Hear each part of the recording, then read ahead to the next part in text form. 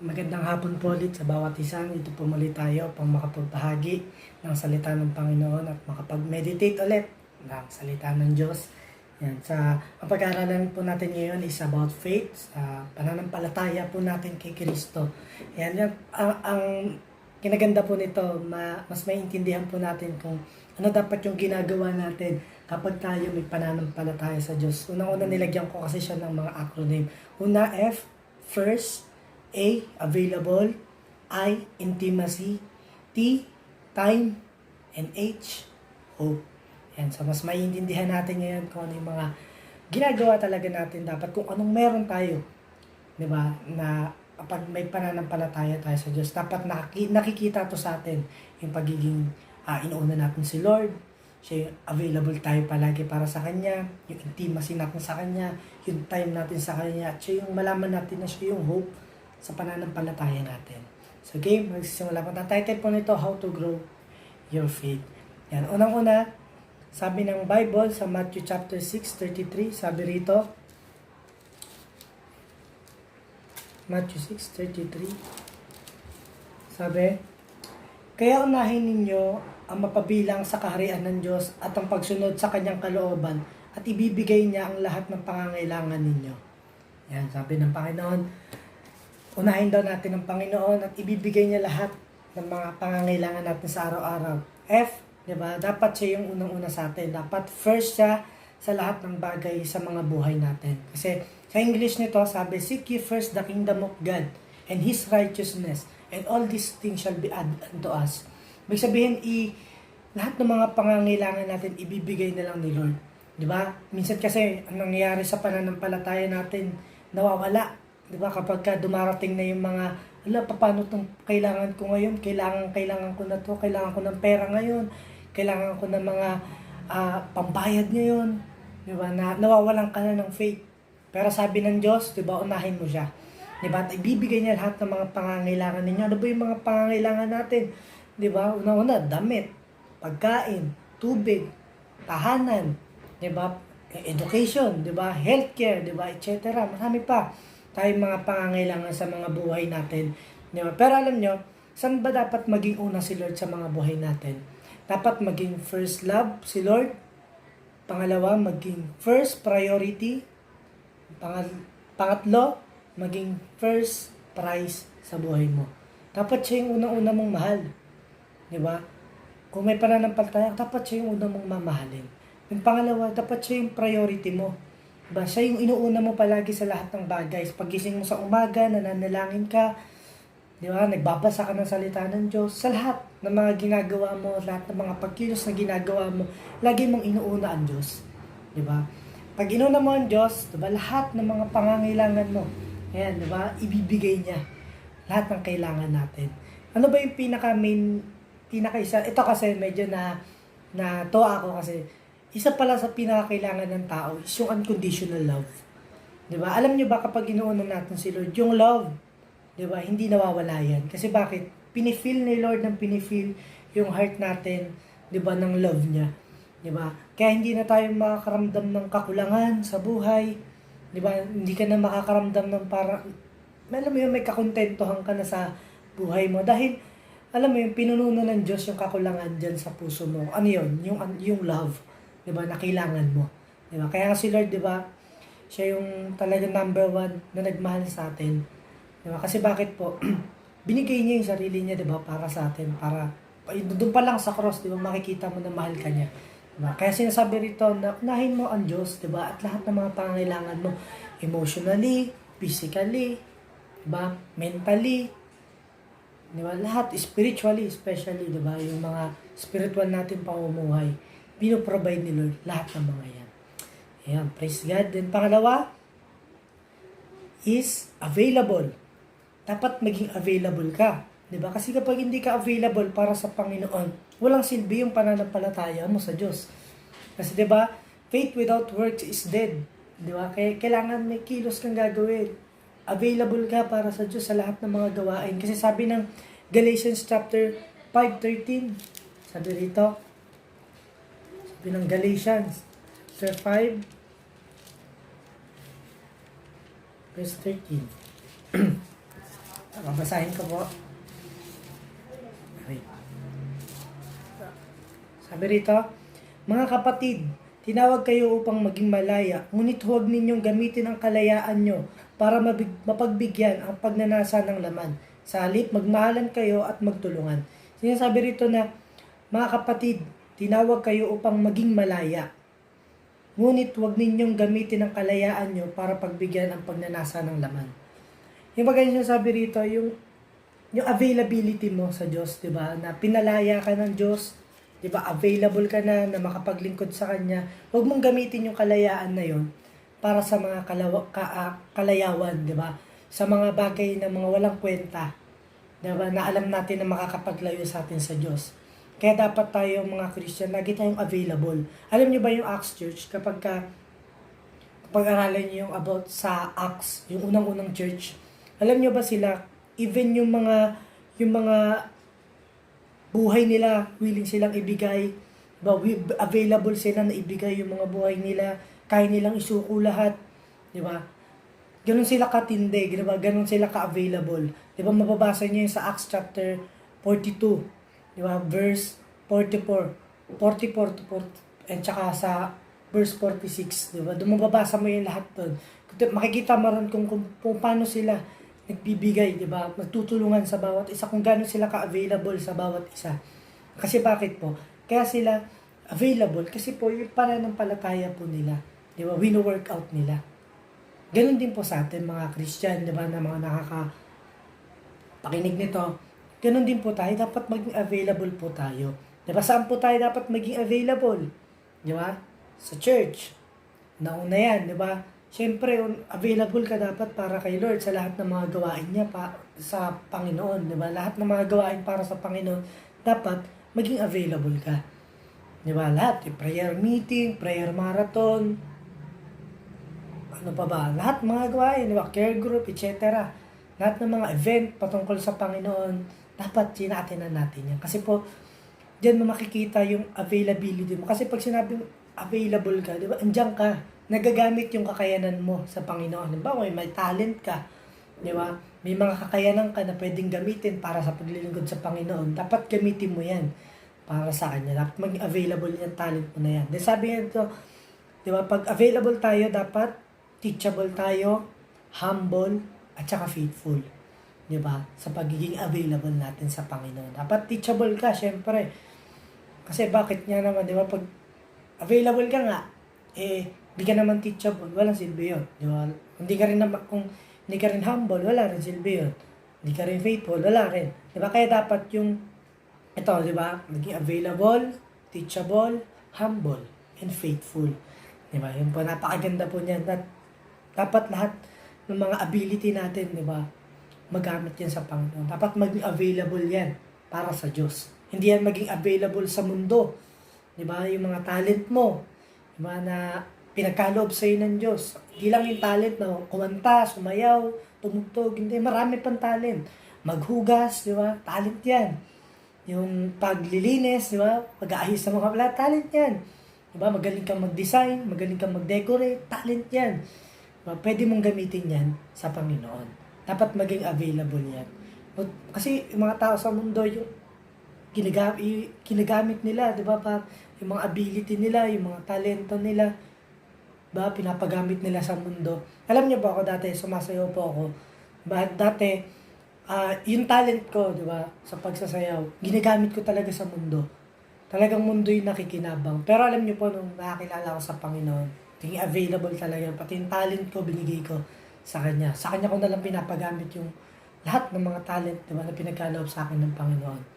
Diba? Sa Kanya lang yun. Siya yung nakikinabang doon. Kaya, dapat tayo din, lahat tayo mga anak ng Diyos, diba, na mga nananampalataya, dapat maging available tayo para sa Diyos. Then, pangatlo, intimacy. Yan. Ang ibig sabihin po na intimacy sa Hebrew, ang ibig sabihin po niyan is closeness. Closeness, diba? Kasi alam niyo po, sa pananampalataya, dapat malapit ka sa Diyos. Dapat may intimacy ka sa Diyos.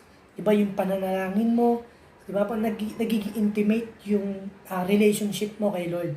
Kasi madalas naririnig ang intimacy sa para sa mag-asawa, Diba? Pero, eto, biblical po ito, yung sinasabi kong intimacy, diba? Ibig sabihin nito sa Hebrew is closeness. Diba? At alam niyo yung closeness na yun, binibuild niya yung relationship mo kay Lord, yung trust mo kay Lord, especially yung faith mo kay Lord. Diba? Pinapatatag niya yan, binibuild yan, diba? Ng intimacy mo sa Diyos. Every time na lumalapit ka sa Kanya, diba? Every time na lumalapit ka sa Kanya, mas lumalago yung pananampalataya mo sa Diyos. Kasi sabi rito, sabi nga ng John chapter 15, verse 4 to 6. Yan, babasahin ko po sa inyo. Manatili kayo sa akin, at ako'y mananatili sa inyo. Hindi makakapamunga ang isang sanga malibang nakakabit ito sa puno. Ganon din naman, hindi kayo makakapamunga kung hindi kayo mananatili sa akin. Sabihin, hanggat di ka close kay Lord, hanggat hindi ka po close kay Lord, hindi ka magbubunga. Ibig sabihin, hindi po lalago yung pananampalataya mo sa Diyos kapag hindi ka lumapit sa Diyos. Kailangan magkaroon ka ng closeness kay Lord. Diba? Yung maging close ka sa Kanya, maging malapit ka sa Kanya, maging malalim mo yung relasyon mo sa Kanya. Diba? At makakapamunga ka. Kasi bakit po? Every time na hindi tayo lumalapit sa Diyos, diba? Hindi tayo nananatili sa Kanya. Malabo pong magbunga yung mga mamunga. Diba? O mag-grow yung mga faith natin. Kailangan po, diba? Maging close tayo kay Lord. Paano ba maging close kay Lord? Unang-una, syempre, manalangin ka. Pangalawa, basahin mo yung salita niya. Pagbulay-bulayan mo yan, araw at gabi. Diba? At mahalin mo talaga si Lord with all your heart, with all your mind, with all your soul, with all your strength, and love your neighbor as yourself. Diba? Napakahalaga po niyan, diba? Na malaman natin na kailangan magkaroon tayo ng intimacy sa Kanya, maging close tayo kay Lord. At alam niyo, every time na, alam niyo ako, naka-experience ako kay Lord one time. Sobrang, di ko malilimutan yung moment na yun. Nasa kwarto ako noon. Tapos, nasa isang sulok lang ako. Tapos, nagpipray ako noon, nasa isip ko lang si Lord. Nasa isip ko lang si Lord. Alam ko si Lord yung kausap ko noong time na yun. Tapos, biglang, walang tao sa kwarto nung time na yun. Biglang parang sa puso ko may nagsabi, alam ko may nagsabi sa akin na tayo ka. Nung time na enjoy ko lang yung presence ng Lord. Biglang may nagsabi sa akin, tayo ka. Alam niyo, pag tayo ko, naramdaman ko yung yakap ni Lord. Iyak ako ng iyak nung time na yun. Kasi, alam niyo yun, iba yung pakiramdam. Hindi mo siya ma-explain. Mahirap ipaliwanag. Unless maranasan din siya ng isang tao. Sobrang saya po. Sobrang saya nung time na yun na, alam mo yun, naramdaman ko talaga na, yung, na niyakap ako ni Lord, damang-dama ko, ramdam na ramdam ko. At alam niya, paglabas ko ng kwarto na yun, sobrang saya ko, punong-puno ako ng kagalakan, ng kapayapaan, yung love, punong-puno ako, sobrang saya. Every time na lumalapit ka kay Lord, di ba, nagbubunga ka. Diba? Nung time na yun, talagang yung love, hindi mahirap gawin. Yung pagmamahal sa kapwa, hindi mahirap gawin. Kasi bakit close ka kay Lord? Diba? Yung may peace of mind ka. Diba? At higit sa lahat, yung joy, hindi nawawala. Kasi bakit? Nananatili ka sa Panginoon. Diba? May intimacy ka kay Jesus. Yeah. So, yun. Napakaganda po na maintindihan natin na kailangan may intimacy tayo sa Diyos. Then, pang-apat, ayan, time. Diba? Dapat may quality time tayo sa Panginoon. Kapag tayo ay nananampalataya sa Panginoon, dapat may quality time tayo sa Kanya. Nananalangin tayo, diba? Pinag-aaralan natin yung salita niya, diba? Binabasa natin. Napakahalaga ng time kasi even si Jesus, sabi na sa pabinasa niyo sa Matthew chapter 14, sabi rito, napakaganda po nito. Sabi rito,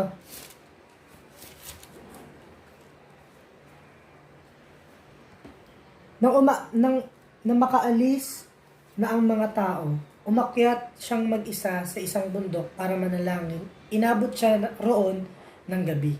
Ulitin ko po, nang makaalis na ang mga tao, umakyat siyang mag-isa sa isang bundok para manalangin. Inabot siya roon ng gabi. Si Jesus po yun, yung inabot ng gabi sa pananalangin.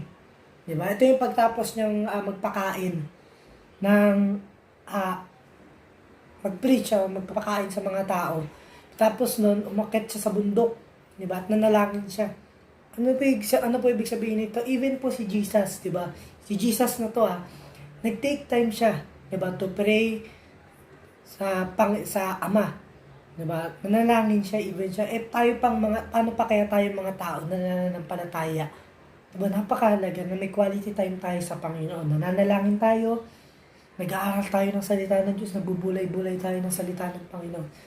Diba? Kahit si Jesus, diba, example, diba, nag-set siya ng example para ipakita kung ano dapat ang pananampalataya na meron tayo sa Kanya. Diba? Yung time, bakalaga. At alam nyo, yung time, hindi mo pwedeng hindi mo pwedeng sabihin naman sa tao, sa mahal mo na, mahal kita, pero wala ka namang oras sa Kanya. Walang kwenta yun, diba? Walang silbi yun. Paano mo masasabing mahal yung isang tao, wala ka namang oras sa Kanya. Ganoon din sa Panginoon, di ba? Kung mahal natin ang Panginoon, diba, talagang magti-take time tayo manalangin. Di ba? At magti-take time tayo na magbasa ng salita ng Diyos. Kaya ikaw kapatid, kung ikaw hindi ka pa nakakapagbasa ng Bible, o hindi ka pa nakakatawag sa Diyos, di ba? Simulan mo ngayon.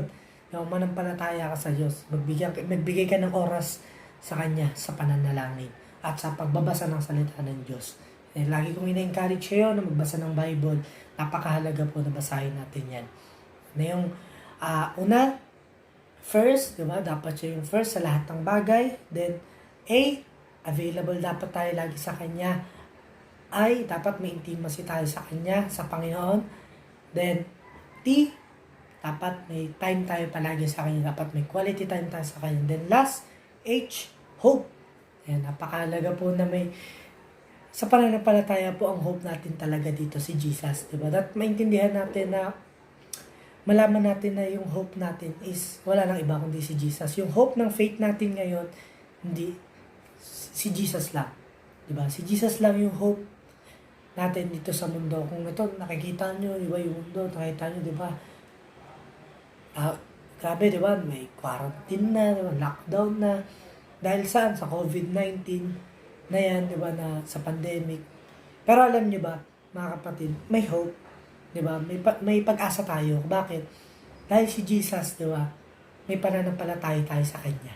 Kaya may pag-asa tayo. Huwag ka mawalan ng pag-asa. Kung ikaw yung pananampalataya mo sa Panginoon, feeling mo parang nalalayo ka na sa Diyos. Feeling mo nalalamig ka. Diba? Or nagkakaroon ka na ng doubt sa sarili mo, sa Diyos. Diba? May pag-asa pa po. Diba? Manampalataya lang tayo, may pag-asa. Sa pananampalataya, ang pinakapag-asa si Kristo. Sabi rito, sa Romans chapter 15, verse 13, sabi rito, nawa ang Diyos na nagbibigay sa atin ng pag-asa, ang siya ring magbigay sa inyo ng buong kagalakan at kapayapaan dahil sa inyong pananampalataya sa Kanya, para patuloy na lumago ang inyong pag-asa sa pamamagitan ng banal na Espiritu. Ulitin ko po, nawa ang Diyos na nagbibigay sa atin ng pag-asa ay siya ring magbigay sa inyo ng buong kagalakan at kapayapaan dahil sa inyong pananampalataya sa Kanya, para patuloy na lumago ang inyong pag-asa sa pamamagitan ng banal na Espiritu. Diba? Sabihin, para lumago yung hope natin, di ba? Pamamagitan ng pananampalataya. Kaya talagang maintindihan natin na sa lahat ng mga bagay na dinadanas natin ngayon sa pananampalataya natin, sinusubok yung pananampalataya mo, lahat ng mga bagay, di ba, na dinaranas mo na, alam mo, na tinetest ka lang. Kung mag-alala, di ba, manampalataya ka lang, di ba, may pag-asa kay Kristo. Sabi, Jesus is our hope. So, salamat po sa inyong mga oras sa pakikinig ninyo.